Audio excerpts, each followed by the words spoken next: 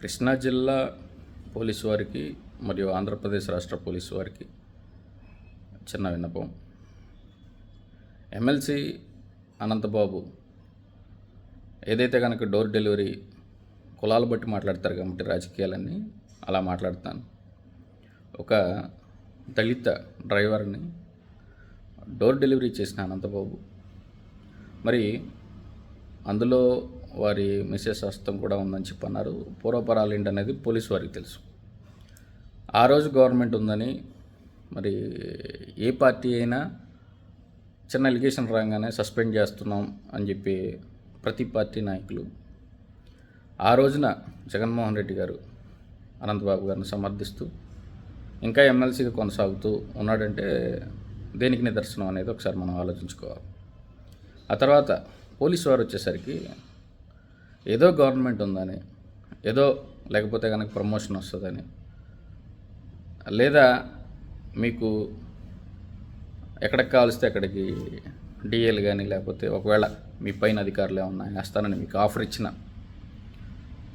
ఈ రోజున బలైపోతుంది ఏంటంటే ప్రతి ఒక్కరు కూడా మీరు ఎంతో కష్టపడి ఇప్పుడు ఒక రాజకీయ నాయకుడు అవ్వాలంటే చాలామంది వారసత్వం ద్వారా వచ్చిన వాళ్ళే అందరికీ ప్లాట్ఫామ్స్ ఉన్నాయి. కానీ మీరు అలా కాదు, మీరు కష్టపడి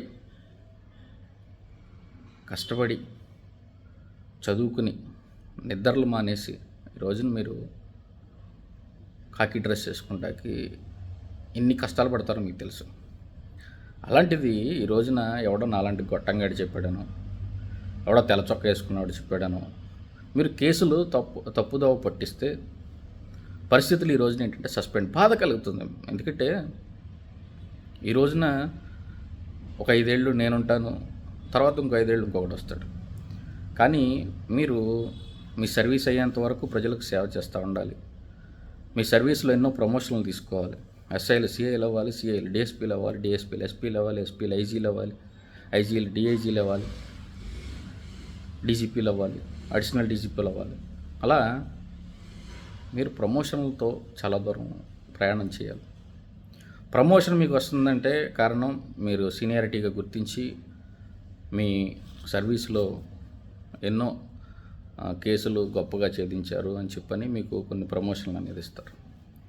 ఆ ధోరణిలో అంటే ఈ రోజున పోలీసు వారికి కూడా చెప్పేది ఏంటంటే నాలాంటి వాడు ఫోన్ చేస్తాడు, ఫోన్ చేసినప్పుడు ఓకేనండి చేస్తాం అని చెప్పి మీ పని మీరు చేసుకుని ఒక ఎఫ్ఐఆర్ కట్టిన తర్వాత కోన నాగార్జున గారు ఏం చేస్తాడు?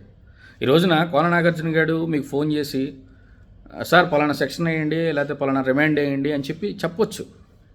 కానీ ఆ చెప్పేలోపు మీరు ఒక ఎఫ్ఐఆర్ అనేది వేసేస్తే కోన నాగార్జున గారు చెప్తేయండి, చంద్రబాబు గారు చెప్తాయండి, జగన్మోహన్ రెడ్డి గారు చెప్తేయండి. ముందు చట్టాలకి ఎవడో అతీతులు కాదు. పోలీసు వారికి మరలా గుర్తు చేస్తున్నాను. ఎందుకంటే హోంగార్డ్ దగ్గర నుండి నన్ను నాగార్జున అని పిలుస్తారు, ఎస్పీ గారి వరకు నాగార్జున అని పిలుస్తారు, ఐజీలు డిఐజీల స్థాయిలో వరకు కూడా నాగార్జున అని పిలుస్తారు. కారణం నేను మీతో అంత ఫ్రెండ్లీగా ఉంటాను కాబట్టి చెప్తున్నాను. తర్వాత చూస్తే ఇవన్నీ పక్కన పెడితే నేనేంటనేది మీకు తెలుసు. నేను ఒక సామాన్యుడిగా ఉన్నప్పుడే నేను మీకు ఏ విధంగా కొంతమందికి డిఏలు వేయించాను అనేది కూడా మీకు తెలుసు.